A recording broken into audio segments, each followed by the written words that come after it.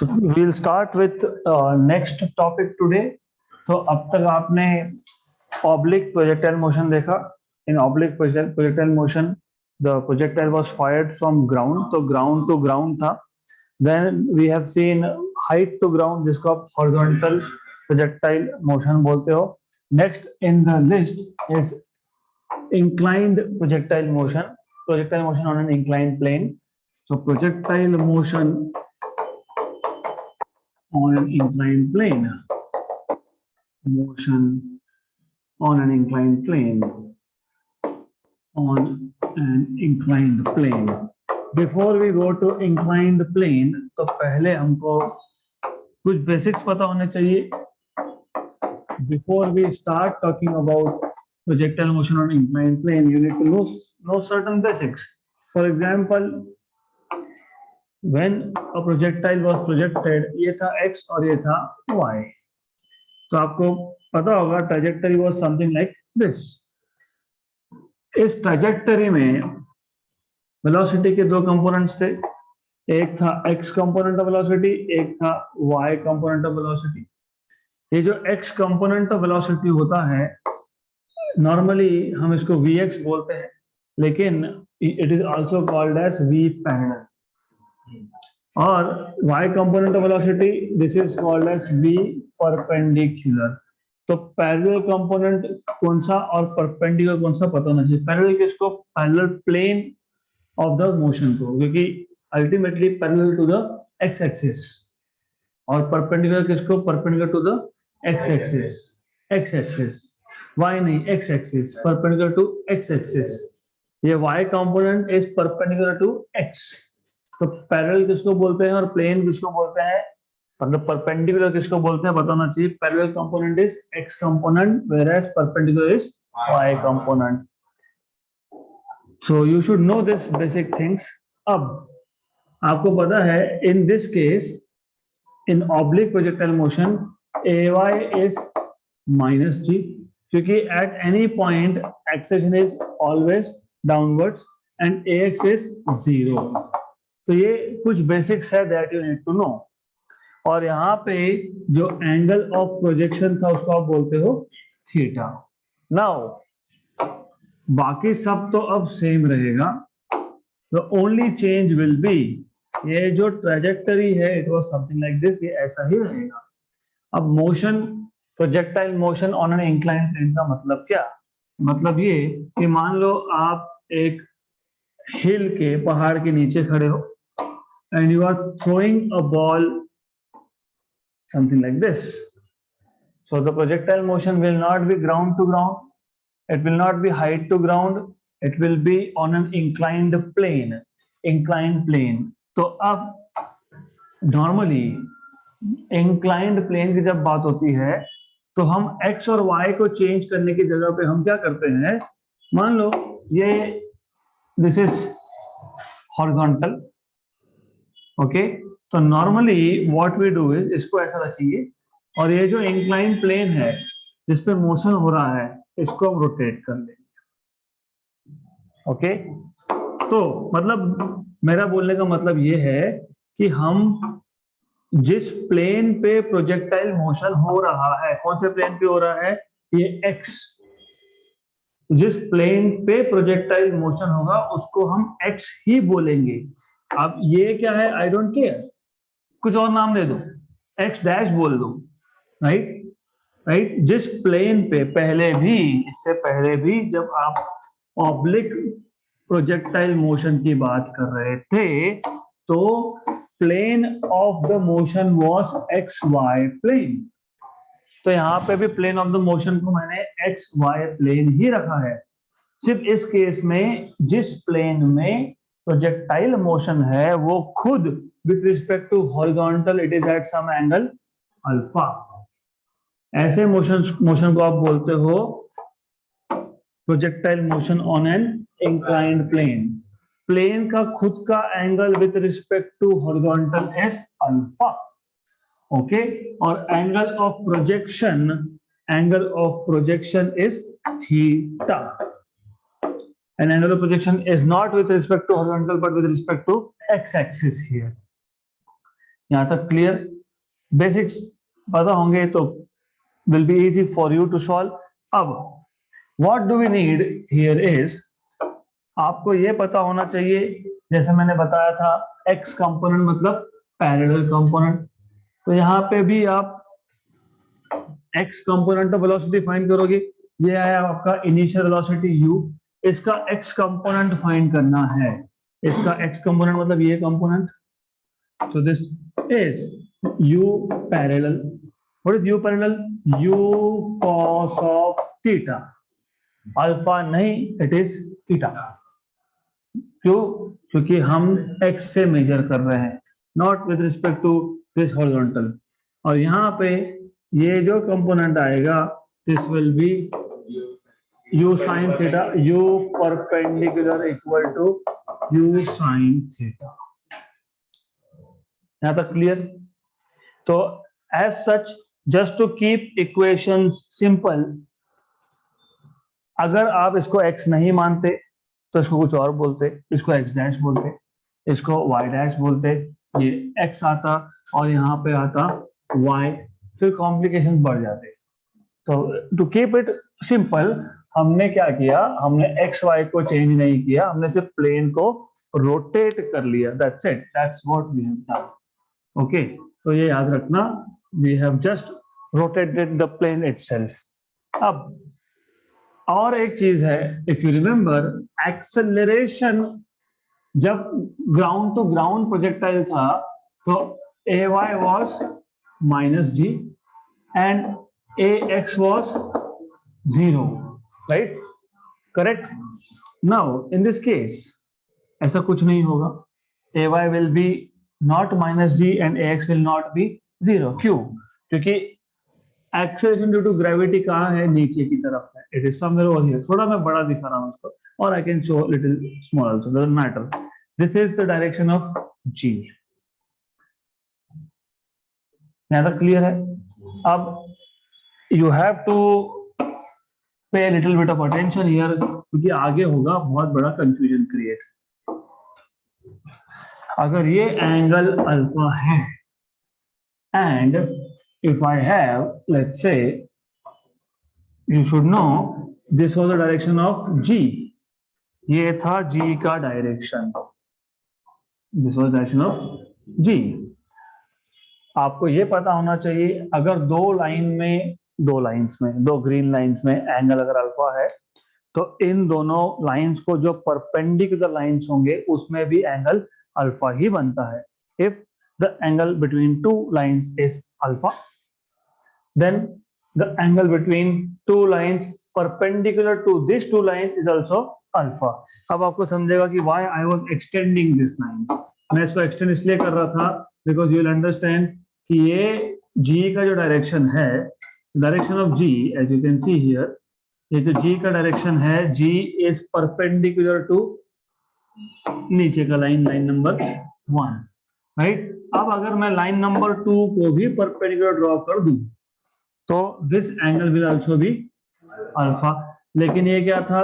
g, तो ये g का cos अल्फा कंपोनेंट, और cos को हमेशा परपेंडिकुलर होता है sin, तो ये आ गया g का sin अल्फा कंपोनेंट, राइट? अब इसका क्या रिलेशन? इसका है रिलेशन, एंड थोड़ा सा आउट ऑफ द टॉपिक जाके बताता हूं। थोड़ा सा होता क्या है, अभी आगे नेक्स्ट चैप्टर में हम सीखने ही वाले हैं, but for the time being just pay attention. What happens is, for example, let's say हमारे पास एक मास है जो इस इंक्लाइंड प्लेन पे रखा है। So we have some mass which is kept on this inclined plane. तो we have a mass which is kept on this inclined plane। तो ये मास नीचे it will start skidding down, और ये नीचे क्यों आएगा? जैसे आप एक ऑब्जेक्ट लेते हो और एक ऑब्जेक्ट को रिलीज कर देते हो तो ऑब्जेक्ट नीचे क्यों आता है? Because of acceleration due to gravity. तो ये ऑब्जेक्ट नीचे क्यों आएगा? Because there is also some acceleration, लेकिन कौन सा एक्सेलरेशन? तो वापस you need to know this यहाँ पे है g, because acceleration due to gravity is always vertically downwards. As I told you, अगर आप ऐसी लाइन ड्रॉ कर रहे हो तो यहाँ पे this angle is also alpha, तो ये आ गया g cos अल्फा, यहाँ पे आ गया g sin अल्फा। तो g sin अल्फा अगर इसको मैं m से मल्टीप्लाई करता हूं तो फोर्स बन गया। तो mg sin alpha is the force which is basically responsible to move this down. और अगर मैं इसको m से मल्टीप्लाई करता हूं तो mg cos अल्फा, आपको पता है यहाँ पे होता है नॉर्मल रिएक्शन, तो mg cos alpha is responsible for balancing normal reaction. तो इतना पता होना चाहिए, जब भी इंक्लाइंड प्लेन की बात होगी तो g sin अल्फा और g cos अल्फा ये कंपोनेंट्स आपको पता होने चाहिए। तो वंस यू नो, हमें क्यों लगने वाला है ये, बिकॉज एज यू सी ये जो g है ये हॉरिजॉन्टल को परपेंडिकुलर है, करेक्ट। और अगर मैं ऐसा लाइन ड्रॉ करता हूं, ये x को कंपोनेंट होगा, x को परपेंडिकुलर होगा, x को परपेंडिकुलर होगा, और g जो है वो नीचे की लाइन को परपेंडिकुलर है, तो एंगल बनेगा अल्फा।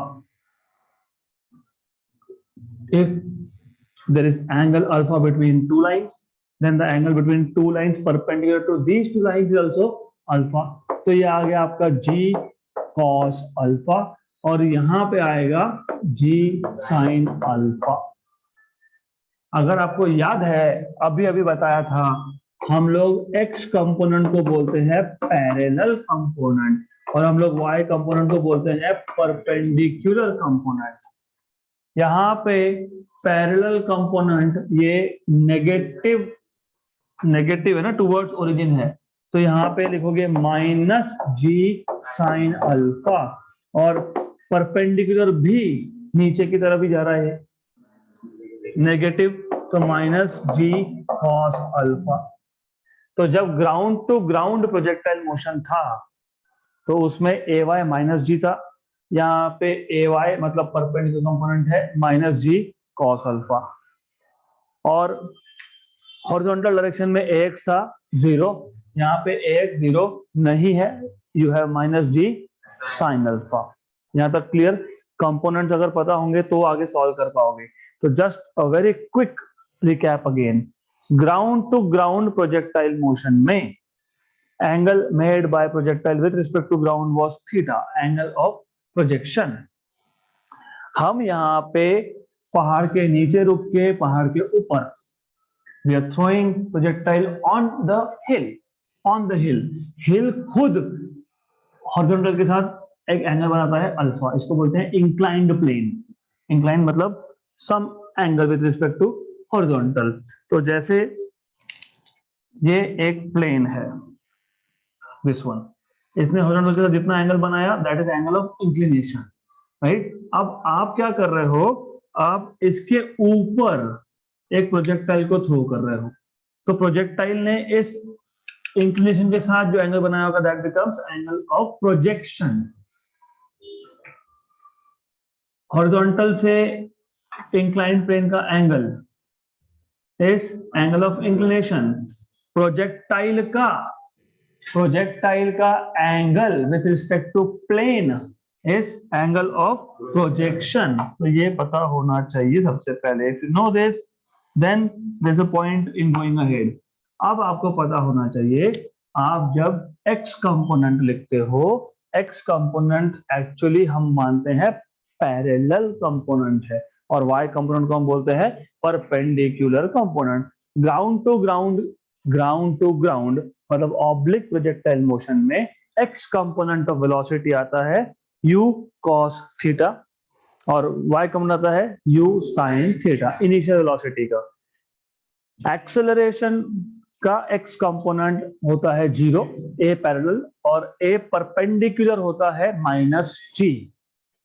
अब जब आप प्रोजेक्टाइल मोशन एक हिल पे मतलब ऑन एन इंक्लाइन प्लेन देख रहे हो, तो फर्स्ट ऑफ ऑल यहाँ पे जो आपने वेलोसिटी, इनिशियल वेलोसिटी के कंपोनेंट्स किए, आपने इनिशियल वेलोसिटी के component with respect to horizontal नहीं किए, with respect to plane of projection किए। प्लेन ऑफ प्रोजेक्शन कौन सा है? यहाँ पे ये एक्स वाई। हॉरिजॉन्टल कौन सा है? इसको नाम देता हूं मैं, इसको बोल रहा हूं N. Horizontal is O N. When you make components of velocity, you are not making with respect to on, but with respect to plane of projection, which is xy plane, क्योंकि मैंने पूरे प्लेन को ही rotate कर दिया। Good. जब आप acceleration के component देखते हो, अब आप बोलोगे ऐसा क्यों, ये विथ रिस्पेक्ट टू थीटा, वो विथ रिस्पेक्ट टू अल्फा। मैंने बोला ना आपको, क्या बोला मैंने कि वेलोसिटी के component with respect to plane of projection कर रहे हैं, लेकिन एक्सेलरेशन के component with respect to horizontal कर रहे हैं, राइट? तो क्वेश्चन तो होना चाहिए ऐसा क्यों, why is this bias here? Biasing हो गया है तो, राइट? क्यों कर रहे हैं? क्योंकि प्रोजेक्टाइल मोशन का एंगल ऑफ प्रोजेक्शन हम कंट्रोल करते हैं, right? Right? Acceleration due to gravity हम कंट्रोल नहीं करते, वो नेचुरल है, उसको हम कुछ नहीं कर सकते, वो हमेशा होता है वर्टिकली डाउन, तो उसका कंपोनेंट हमेशा with respect to angle of inclination ही होगा, because you me we can not do anything here. Clear? अब जैसे आपने in case of oblique projectile motion, जैसे आपने टाइम ऑफ फ्लाइट निकाला था, जैसे आपने रेंज फाइंड किया था, जैसे आपने मैक्सिमम हाइट फाइंड किया था, एग्जैक्टली वो यहाँ पे भी करना है। अब इट्स नॉट डिफिकल्ट, मैं आपको एक बेसिक फंडा बताता हूँ for projectile motion on an inclined plane. Simple सा फंडा है, and the only thing is what is changing, only components of acceleration. अगर आपको, क्योंकि ux uy तो चेंज हुआ नहीं, u parallel u perpendicular change हुआ नहीं है, चेंज क्या हुआ है? Only x and ay। अगर इतना याद है, हो गया। क्यों? Do you remember time of flight in case of oblique ground to ground projectile के केस में? अगर आपको टाइम ऑफ फ्लाइट याद है, इक्वेशन याद है, तो यहाँ पे भी अपने आप आ जाएगा। अगर आपको याद होगा कि time of flight you always right 2u sin theta by g। ये 2u sin थीटा ये था y कंपोनेंट, और ये जो a की जगह पे g लिखा है ये भी था y कंपोनेंट ऑफ एक्सेलरेशन का मैग्नीट्यूड, क्योंकि ay वाज माइनस g, फिर आप प्लस जी लिख रहे हो, मतलब मैग्नीट्यूड है, mod value, right? Right? Clear? लेकिन अभी अभी मैंने बताया कि y कंपोनेंट को आप बोलते हो परपेंडिकुलर कंपोनेंट, बोलते हो ना, और x कंपोनेंट को क्या बोलते हो? Parallel component. तो time of flight 2 times of u perpendicular. What is u perpendicular? Doesn't change. U sin theta. U sin theta. और a perpendicular minus g cos alpha, उसका magnitude mod value g cos alpha आ गया time of flight. तो this is time of flight of a projectile on an inclined plane, पहाड़ के नीचे से पहाड़ पे फेंका, राइट? है basic simple. I have seen students struggling, याद ही नहीं रहता, तो याद रखना क्यों है? Don't have to remember anything, it's the same. सिर्फ ए पर पैरेलल और a perpendicular, that's it. If you know this, हो गया। दूसरा इसके बाद क्या फाइंड किया था आपने? You have found out what is maximum height. तो maximum height of projectile, maximum height, अगर आपको ये भी याद होगा कि मैक्सिमम हाइट मतलब vertical component u y square by g, तो it was u y square by 2g, है ना? U square sine square theta by 2g। y मतलब परपेंडिकुलर और 2g मतलब a परपेंडिकुलर। तो यहाँ पे भी ये जो g था, ये g था इन रियलिटी a y, क्योंकि ax तो था ही नहीं वहां पे, और that is why I told you right then कि याद रखना ये फॉर्म भी बहुत काम में आएगा। अभी आ रहा है काम में, good. Then what you will have here is h equal to u perpendicular u square sine square theta upon 2 into a perpendicular g cos of alpha. ये आ गया आपके पास मैक्सिमम हाइट। और अगर आप ऑब्जर्व कर रहे हो, stop writing, just pay attention because आगे एक क्वेश्चन आएगा। इफ यू सी मोर और less u sine theta t में और u square sine square theta h में, मतलब h is proportional to t square, right? याद रखना ये h is proportional to t square. अगर ये ऑब्जर्वेशन है तो जो 15 स्टेप का क्वेश्चन है 2 स्टेप में खत्म। h is proportional to time of flight का स्क्वायर। अब आगे, अब क्या रह गया? रेंज। रेंज रह गया। Range is simple.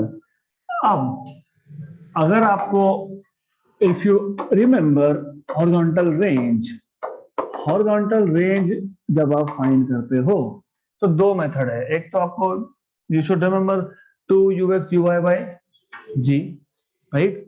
तो what you can say is, और एक बड़ा सा मेथड है। बड़ा सा मेथड में ये होता है s equal to ut plus 1/2 at square, x component sx है ना, x कंपोनेंट u xx, फिर पर sx तो रेंज है ना, तो रेंज की जगह यहाँ पे लिखेंगे r, ये लिखेंगे ux, और टाइम ऑफ फ्लाइट, क्योंकि रेंज की बात कब करते हो? जब ऑब्जेक्ट वापस आ गया ग्राउंड पे आ जाएगा तब रेंज होगा, मतलब टाइम ऑफ फ्लाइट खत्म, उसका फ्लाइट खत्म, तो टाइम ऑफ फ्लाइट। और ax तो होता है 0, यहाँ पे 0 है क्या? नहीं है, यहाँ पे 0 नहीं है, यहाँ पे plus half ax t square. अब ux वही है ux मतलब u parallel time of flight plus 1/2 a parallel t square, u cos of theta, time of flight तो फाइंड किया आपने, 2u sin theta by g cos alpha minus, क्योंकि a parallel था, minus g sin alpha, g sin alpha, और t square मतलब ये time of flight का square, 2u sin theta by g cos alpha का square. अब common निकालो, solve करो, सिंप्लीफाई करो, बहुत लंबा जाएगा। तो दैट इज व्हाई ये सब से बचना है। तो रेंज का इक्वेशन था 2ux uy by g, right? लेकिन g उस केस में ay ना, गुड।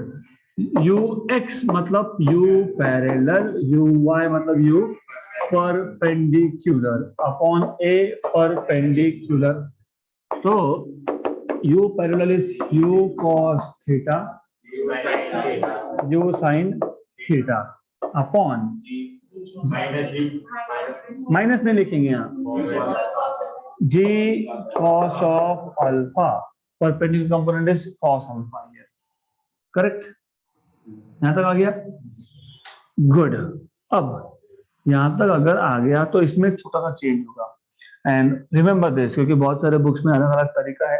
तो here I don't know what method they are using, but I use this just to remember. मैं ये मेथड से याद रखने के लिए करता हूं इसको।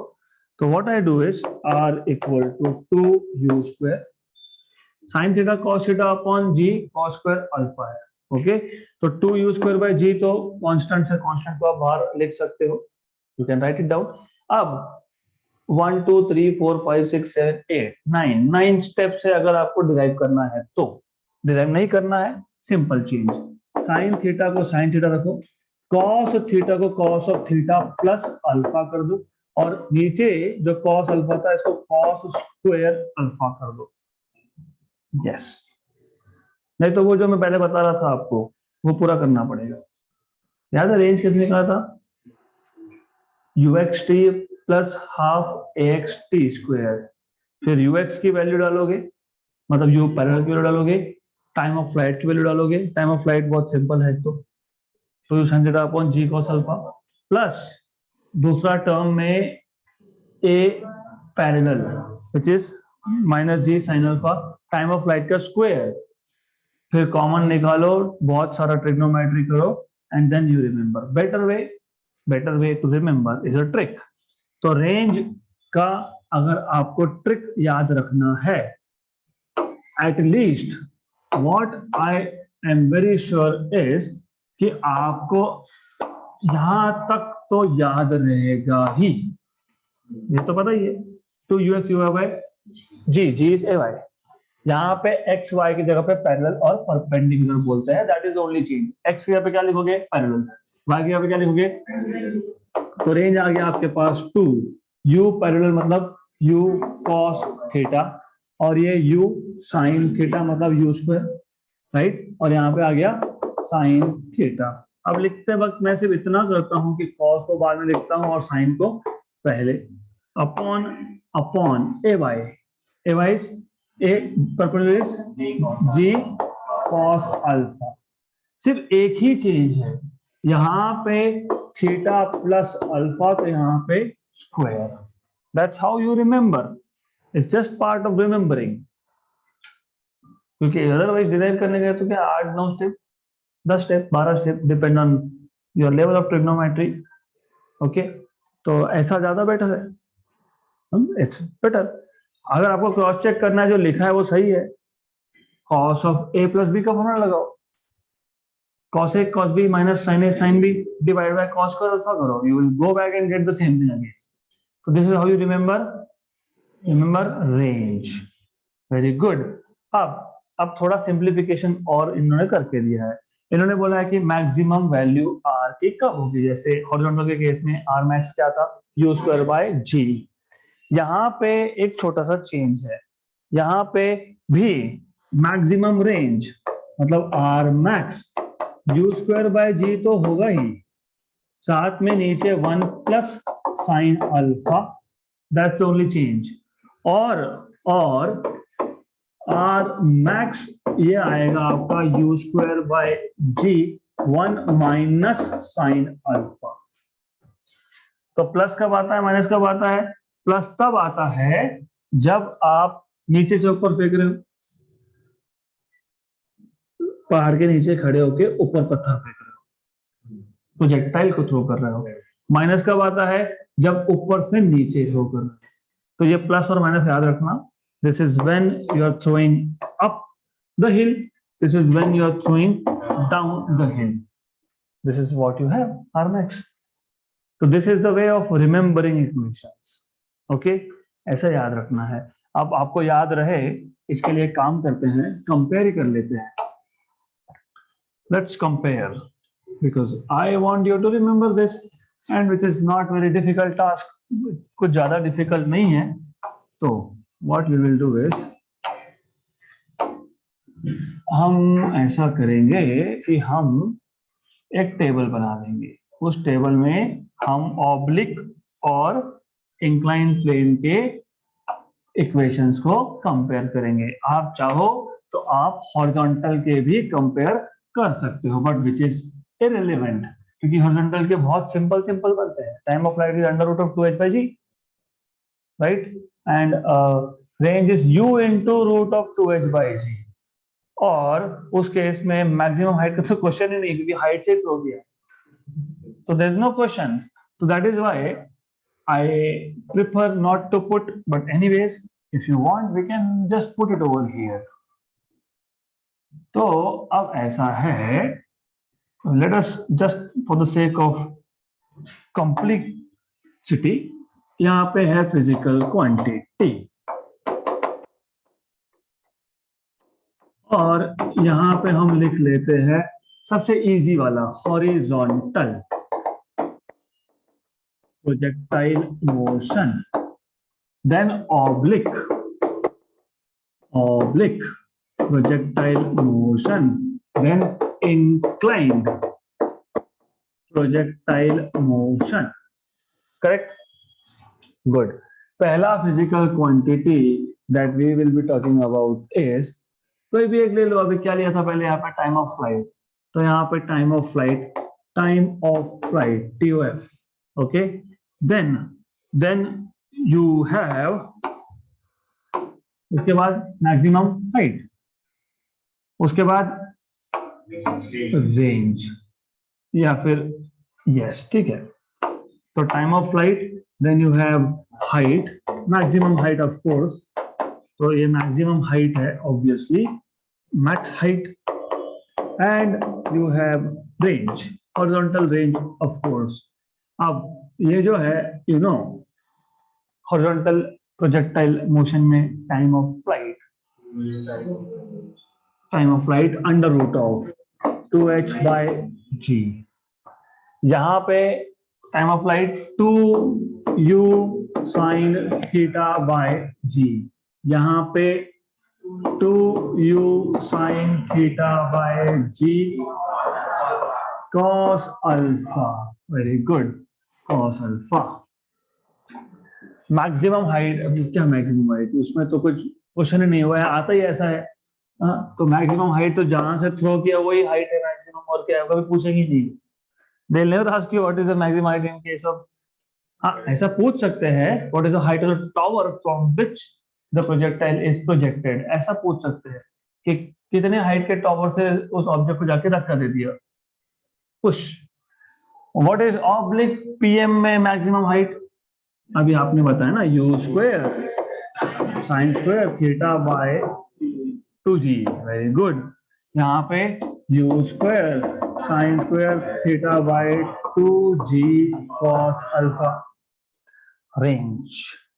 range is just u into time of flight, that is exactly, and here it is no, because here you are writing in terms of theta, तो यहाँ पे भी थीटा चाहिए, या फिर u² sin2θ/g लिखो, या तो 2u² sin theta cos θ/g, और यहाँ पे आप लिखोगे 2u² sin theta cos of theta plus alpha upon g cos² alpha, है वही है। फिर एक चीज रह गई, मैक्सिमम रेंज। हाँ तो मैं यही मैक्सिमम है, यही मैक्सिमम है, इसको कुछ नहीं कर सकते, इट इज थीटा इंडिपेंडेंट, तो nothing. Then here u²/g, right, u²/g आता है क्योंकि u² sin2θ/g लिखते हो, फिर sin2θ की वैल्यू 1 कर देते हो। यहाँ पे यह आएगा u²/g 1 plus minus sin alpha, depending on नीचे से ऊपर या ऊपर से नीचे, so that is how you can just take it, simple। हाँ तो 3 टाइप के प्रोजेक्टाइल मोशन देखे हमने, ground to ground, height to ground, and ground to height मतलब on the top of a hill on an inclined plane. यहाँ तक and I hope is very simple है ना, सिर्फ इक्वेशन याद रखना है, याद तो रखना पड़ेगा, थोड़ा सा ट्रिक बनाने पड़ेंगे याद रखने के लिए। So let us solve questions, okay. तो we are entering into the last phase of projectile motion. तो ये जो हमने देखा theory was last topic of projectile motion, we will solve around 20-25 questions on this. ये is not really related to projectile motion on an inclined plane, but it's an interesting question. A body is projected up a smooth inclined plane, मतलब there is no friction। यहाँ पे एक body है which is projected up a smooth inclined plane, यहाँ से इसको आपने project कर दिया M पॉइंट से, okay, with length of the plane, plane का लेंथ, इसका मतलब ये जो आपके पास प्लेन है इसका लेंथ, और मैं इसको बोलता हूँ n पॉइंट है, ये n मतलब लेंथ mn, ये दिया है 20√2, तो लिख लेते हैं यहाँ पे mn, ये लेंथ है 20√2 मीटर में, ओके गुड। आपने जब इसको प्रोजेक्ट किया तो आगे बोला है a body is projected up a smooth incline plane with velocity u। तो जब आपने इसको ऊपर प्रोजेक्ट किया तो वेलोसिटी था u, मतलब u is the velocity right at the start, मतलब m point velocity is u from the point m as shown in figure। The angle of inclination is 45, मतलब ये एंगल इज 45 और ये 90 था तो ये 45 बन गया, उन्होंने ऑलरेडी दे दिया, हमको देना नहीं चाहिए था, they should have given you this as 45। फिर ये 90 है तो वो 45 बनेगा राइट एंगल ट्रायंगल से, 45 45 90। हाँ तो दे दिया तो ठीक है, दे दिया कोई बात नहीं। आगे आगे आपको बोला है and the top is connected to a well, मतलब जैसे ही बॉल ऊपर पहुंचा तो सीधा कुआं, वेल नहीं, सीधा नीचे नहीं जाएगा, वही तो क्वेश्चन है। Okay, the top is connected to a well of diameter 40 metre, तो ये नीचे बता दिया कि डायमीटर है 40 metre. Very good.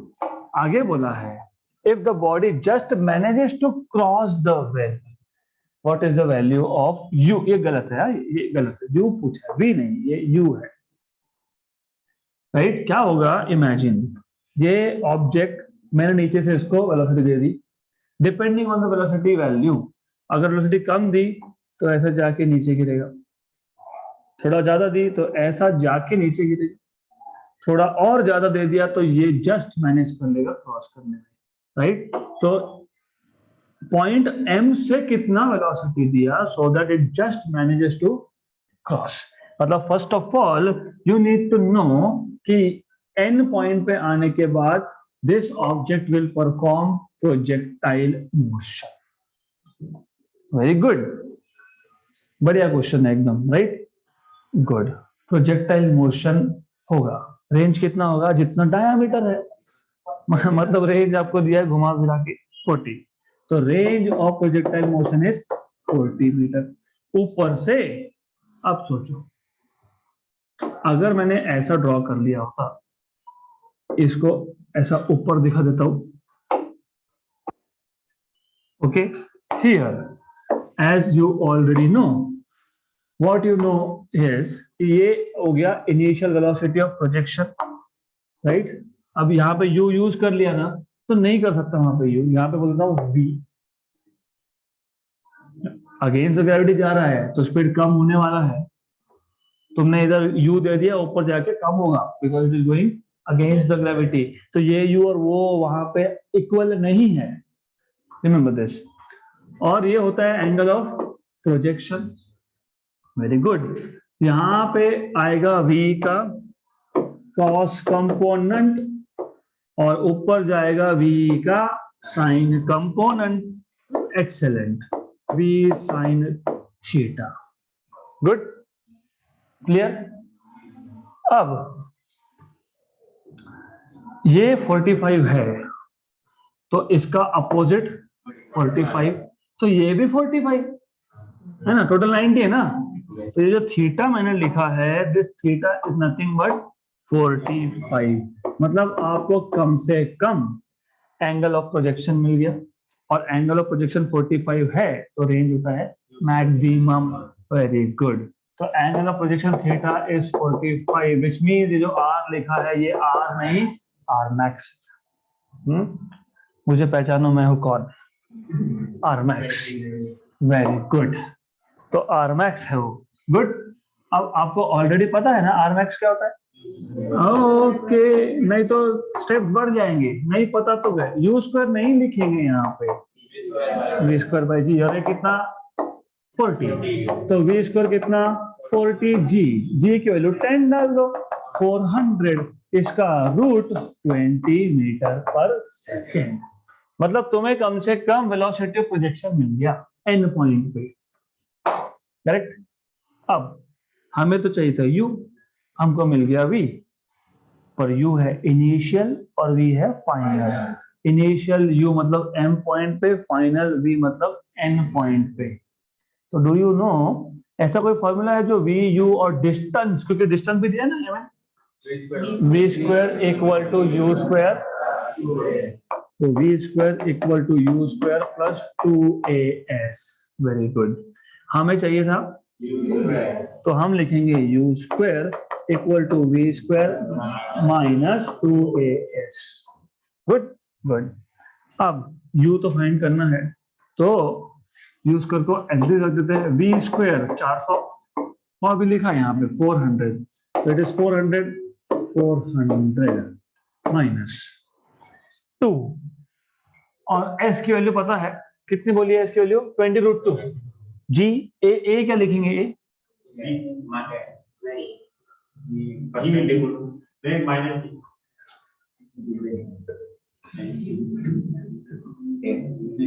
Sine alpha.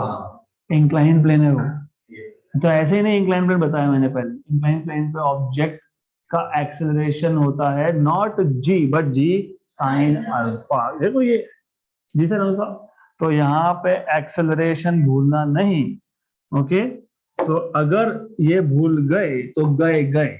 जब ये ऑब्जेक्ट ऊपर जा रहा था तो इसको नीचे खींचने वाला जी नहीं था, जी हाँ जी साइन अल्फा था। ओके गुड, तो if you remember this then okay, तो this is g sine alpha. वैसे इस केस में फर्क नहीं पड़ता क्योंकि एंगल 45 है, तुमने कॉस भी लिख दिया तो 1/√2 और एस था 20√2, तो मैं वैल्यूज सब्स्टिट्यूट कर देता हूं यहाँ पे। s की वैल्यू 20√2, तो दिस इज 400 माइनस 2 इंटू जी की value 10। Sign 45 is 1/√2, 20/√2।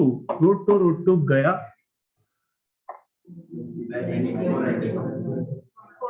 400 zero. Wait a minute, of course u square equal to zero. Zero ना, गलती तो ढूंढनी पड़ेगी ना। ये माइनस था तो मैंने पहले बता दिया था वो माइनस, तो वो जो g साइन अल्फा लिखा था वो माइनस के साथ था, नहीं लिखा तो गए जीरो, मतलब कुछ नहीं किया आपने, ऊपर गया वो। तो 800 मतलब 400 इंटू 2, राइट? या फिर you can right 4 into 200। Well basically I would prefer not writing this at all, क्योंकि हम इसको 8 इंटू 100 लिख सकते हैं, है ना? 8 इंटू 100 मतलब 4 इंटू 2 इंटू 100, क्योंकि जब स्क्वायर रूट लूंगा मैं तो 4 का रूट 2, 100 का 10 और अंदर 20√2, 20√2 मीटर पर सेकेंड। एक minute, I think it's correct, but anyways, just let me check answer key. It has to be correct. Yes, तो 20√2 है आंसर। अब that is fine. Now the thing is, ये तो सही है। मेथड समझा आपको? पूरा क्वेश्चन समझा अच्छे से? Good. Can you find out a trick? Can you just make some trick out of it? Just cross होने के लिए, जस्ट क्रॉस होने के लिए, जस्ट पीछे नहीं, पीछे जाएगा तो वेल में गिरेगा, आगे भी नहीं, जस्ट क्रॉस होने के लिए जितना रेंज होता है, नहीं रेंज नहीं, रेंज कितना है 40, 20√2, जितना लेंथ ऑफ द प्लेन होता है उतना ही u होना चाहिए, प्रोवाइडेड थीटा इज 45, राइट? तो जितना लेंथ ऑफ द प्लेन उतना ही u, if angle of inclination is 45. Done. So that's it for today. We'll continue with more questions in the next session.